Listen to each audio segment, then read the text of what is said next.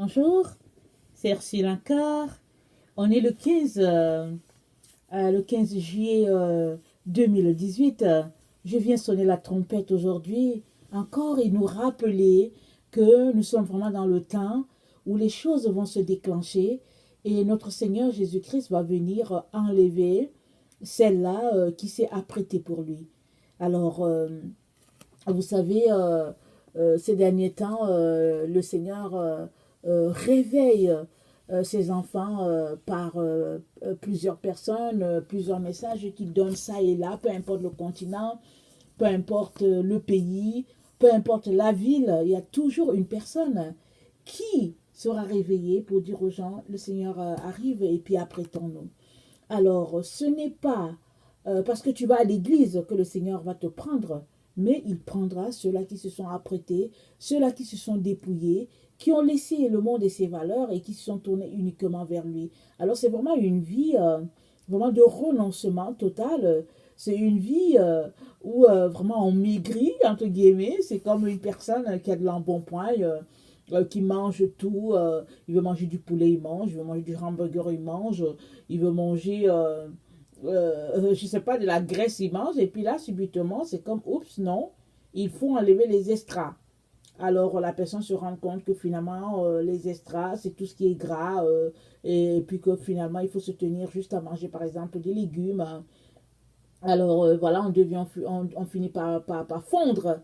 Et donc, c'est ça. Donc, le Seigneur veut qu'on fasse un jeûne de toutes ces choses-là qu'il y a dans le monde, afin que, quand il viendra, on soit vraiment compté parmi ceux-là qui seront enlevés. Alors, vraiment, encourageons-nous par cela. Alors, aujourd'hui, je viens apporter une exhortation sur seuls ceux qui se sont préparés rencontreront l'époux. Alors, c'est ça. Et puis, bon, vous savez, c'est un message un peu peut-être redondant pour toi, mais il est important que tu puisses te préparer.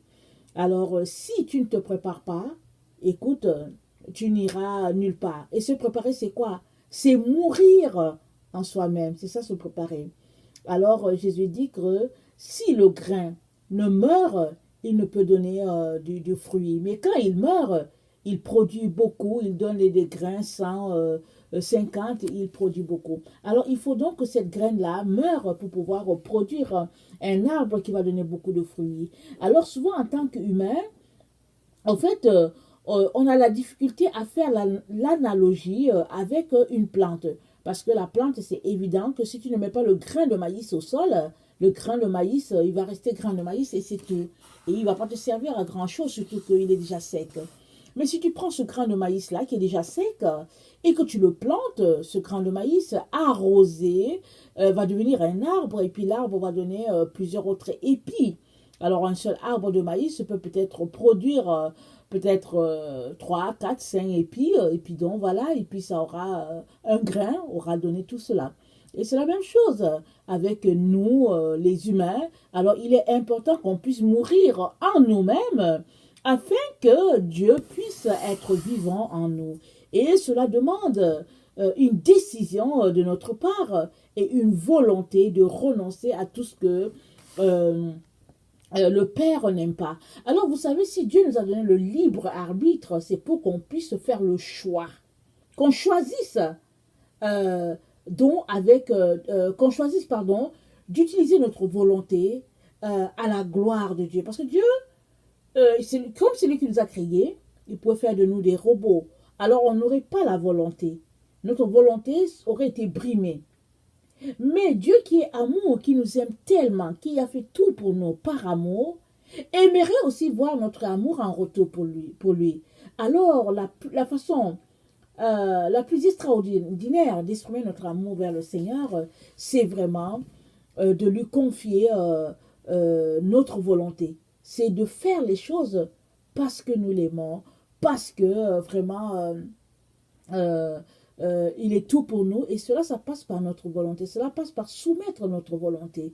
Alors, j'aimerais qu'on lise Apocalypse, non, pardon, Exode 19 et le verset 11. Je vais commencer à lire au verset 10, pardon.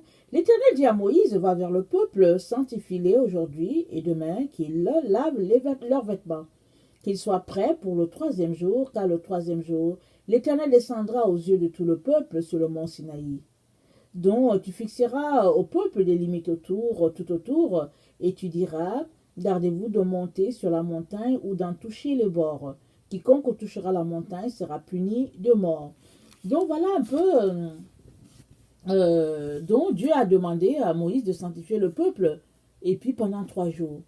Et même les consignes, je ne sais pas si c'est dans cette partie-là, dans certaines parties même, le Seigneur même demande au peuple qu'il n'y ait pas de la sexualité entre eux ce jour-là. C'est-à-dire que le mari n'aille pas vers sa femme, que la femme n'aille pas vers son mari. Pourtant, c'est Dieu qui a créé la sexualité, mais pour la sanctification, là, à cet épisode-là, Dieu demande que non, il faut que les gens s'abstiennent. Alors, ça veut dire qu'il y a quelque chose de très significatif dans l'acte de sanctification devant Dieu. Parce que si Dieu qui a créé quelque chose dit abstenez-vous, c'est que vraiment il veut que nos cœurs soient entièrement tournés vers lui. Alors je ne suis pas en train de dire que là, avec le message que je suis en train de donner, Dieu est en train de demander une sanctification ou bien une abstinence à certains niveaux pendant 3 jours. Je ne suis pas en train de dire ça. Je suis tout simplement en train de pointer le fait que la sanctification est si importante devant Dieu que à certains endroits même, il demande souvent que les gens puissent s'abstenir jusqu'à de leur intimité. Parce que pendant que tu te sanctifies, pendant que tu consacres toi à Dieu, Dieu fait un travail extraordinaire dans ton cœur. Il fait un travail extraordinaire dans le cœur du groupe. Alors que si on reste distrait, alors souvent les idées sont... souvent la concentration est vraiment diminuée, diluée. Et donc on est vraiment... dans cette étape-là de notre vie, ou bien de cette étape-là de l'existence de l'humanité, où Dieu demande aux gens de se sanctifier. Alors, on ne peut pas faire comme si on n'entendait pas le message de Jésus. On peut pas continuer de jouer à ce jeu-là. Il y a des gens, Dieu parle aujourd'hui, et puis quelques minutes après, ils font ce qu'ils veulent. Mais le Seigneur nous appelle à faire ce que lui nous demande, et il nous demande de la sanctification. Alors, si tu ne meurs pas, tu ne peux pas mourir, et tu ne peux pas vivre, pardon. Alors, se sanctifier pendant 3 jours, s'abstenir de toutes ces choses-là que Dieu n'aime pas, et puis faire le jeûne du monde. Déjà que, regardez, ils étaient sortis d'Égypte, et toutes les portions qu'ils avaient, et tout ça, ils l'ont perdu, ils l'ont plus. Et puis même, depuis qu'ils marchent, on peut déjà dire qu'ils sont dans un semblant de jeûne, parce que, écoutez, ils marchent, c'est les épreuves, c'est le soleil, c'est la fatigue. Mais malgré cela, qu'ils sont là, qu'ils ne sont pas arrivés à la terre promise encore, Dieu dit jeûner. Alors le jeûne donc nous permet de nous sanctifier, ça c'est un, mais il nous permet de nous détourner des choses de ce monde pour nous tourner vers les choses de Dieu. Et ça veut dire que Dieu nous demande de mourir en nous-mêmes afin que lui puisse vivre en nous, afin que lui puisse vivre en nous, afin que lui il puisse être dans en nous, et ce n'est pas pour nous écraser, mais c'est pour nous fortifier et c'est pour nous donner des outils pour passer à travers. Vous savez, il y a un passage dans la Bible qui dit que l'homme fasse comme s'il n'était pas marié et que la femme fasse comme s'il n'était pas mariée. Pourquoi? Dieu n'est pas en train de dire, faites éclater vos mariages. Dieu est en train de dire que la situation dans laquelle on est, c'est une situation tellement critique. La sanctification est si importante pour Dieu que Dieu ne veut pas que les gens se distraient par toutes sortes de besoins. Et 3 jours, se concentrer à chercher Dieu, c'est souvent, au fait, quand tu n'es pas dans le jeûne, tu as l'impression que c'est quelque chose de facile.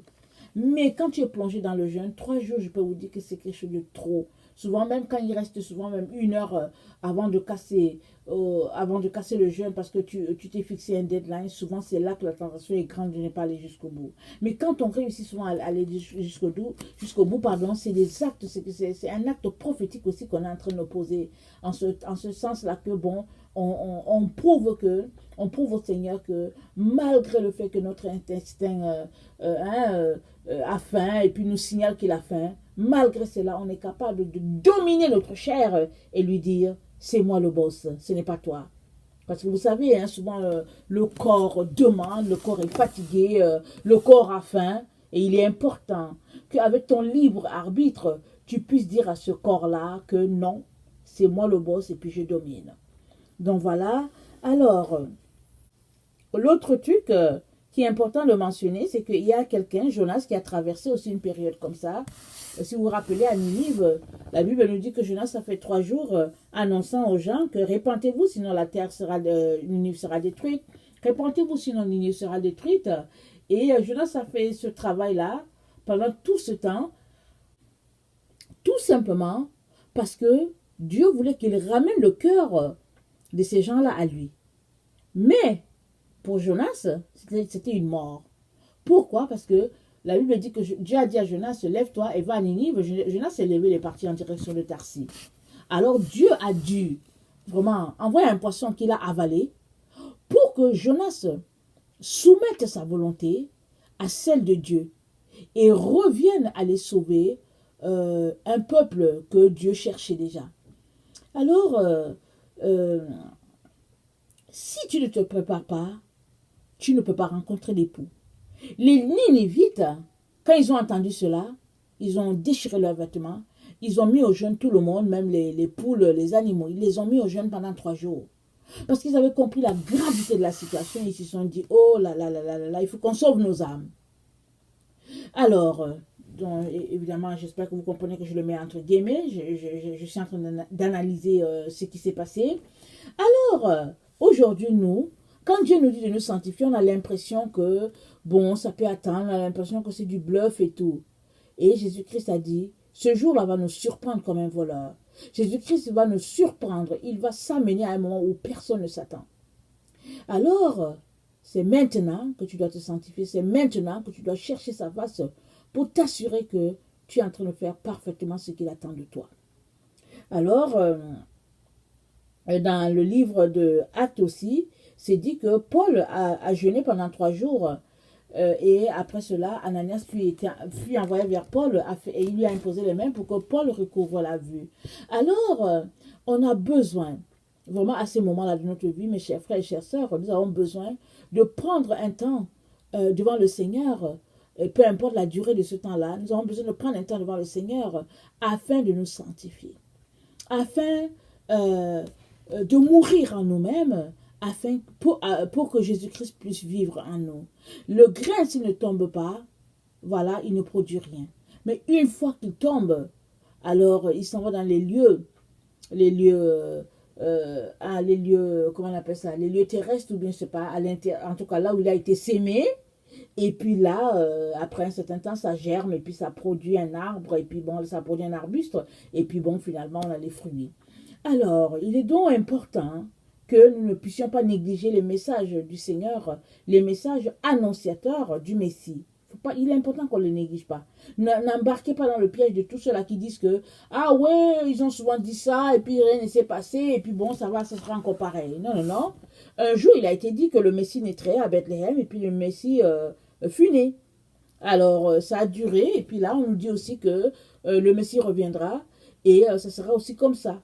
Pendant que personne ne s'attend, alors le Messie il va venir, il va ravir cela qui lui appartient.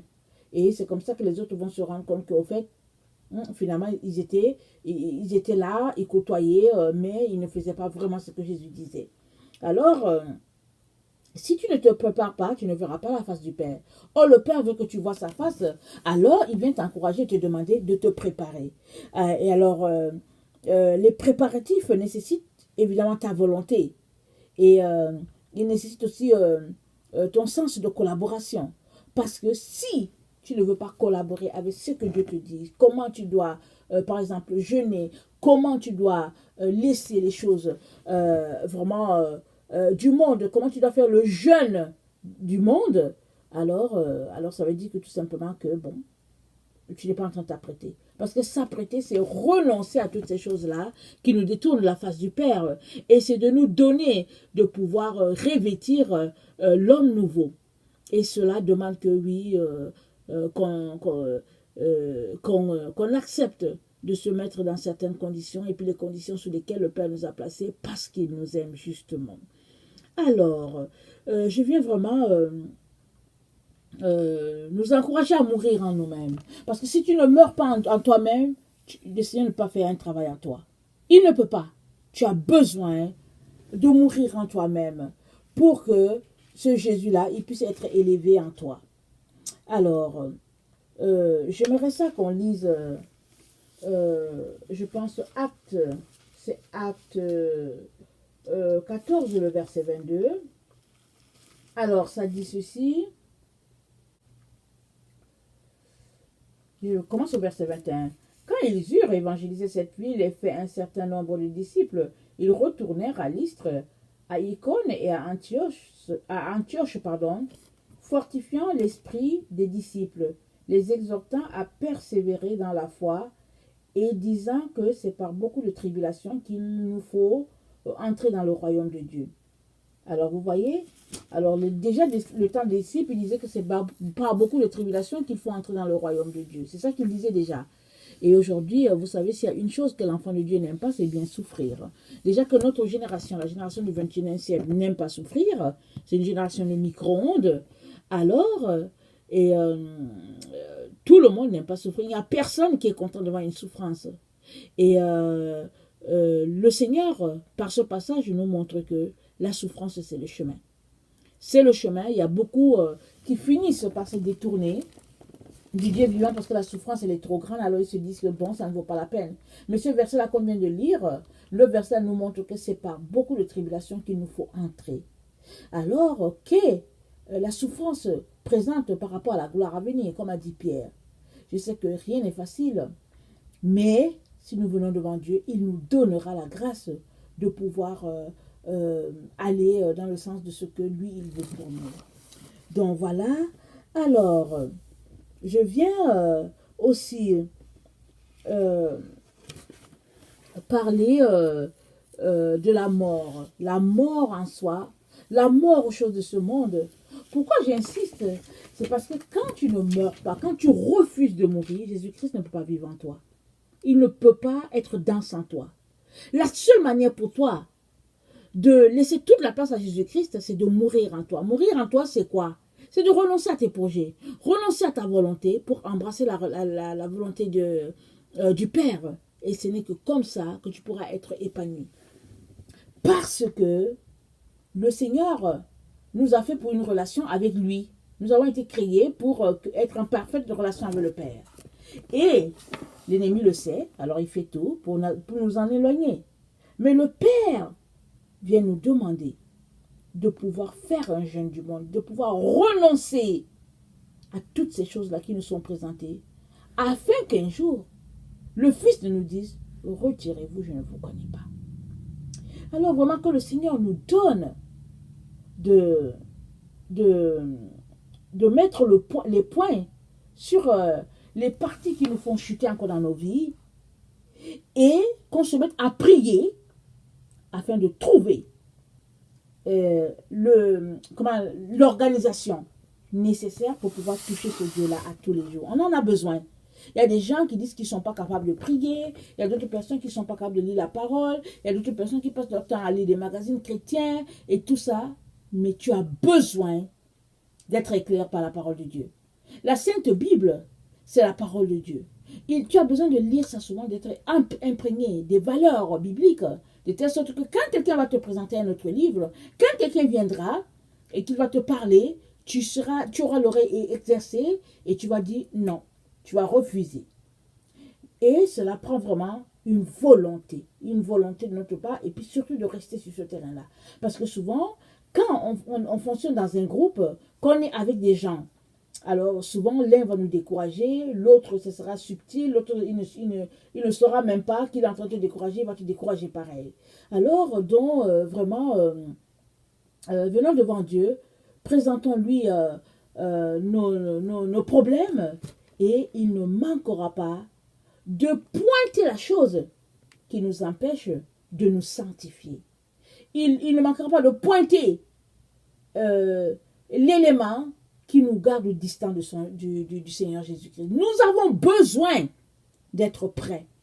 Parce que Au fait, regardez, souvent dans le monde, écoutez, on sait souvent que bon, c'est le fils de tel, et puis bon, on va le prendre parce qu'on connaît son père. Mais ce jour-là avec Jésus, ça ne sera pas comme ça. Parce que si tu n'es pas avec Jésus, c'est que ton père, c'est le diable, c'est pas Jésus. Mais si Jésus, c'est vraiment ton père, tu te mettrais à obéir à ce qu'il te dirait, malgré la difficulté que cela t'incombe. Il y a des gens qui sont remplis d'orgueil. Il y a d'autres qui sont remplis de barrières en se disant, mais qui se prend-il? Qui se prend-elle pour pouvoir venir me parler ainsi? Alors, Dieu nous dit que nous avons tous de la valeur devant lui et il nous enseigne à pouvoir vraiment nous sanctifier, renoncer aux choses du monde. Et ce n'est que comme ça qu'on pourra embrasser le Fils, qu'on pourra baiser le Fils, comme c'est dit peut-être dans Somme, si je ne me trompe pas, Somme peut-être 45. Alors, mes chers frères et chères sœurs, la sanctification est un choix. La sanctification est un choix. Si tu ne choisis pas, ça ne va pas tomber sur toi, par miracle, non. Tout le monde se sanctifie. Même Jésus-Christ qui est Dieu, marchant sur cette terre, il était tellement conscient de cela qu'il faisait tout pour ne pas se retrouver pris au piège. Parce que chaque fois que les pharisiens, les sadduciens venaient dans le but de le piéger, Jésus savait déjà, et puis Jésus les reprimandait. Et ça, c'est parce que notre Seigneur avait une relation assez développée, il baignait dans la lumière. C'est vrai qu'il est Dieu, c'est vrai qu'il est fils de Dieu, mais sur la terre, il a perdu beaucoup de sa divinité et il est revêtu d'un homme, il est revêtu d'homme. Je ne sais pas comment le dire là, alors voilà. Et nous avons besoin vraiment de venir.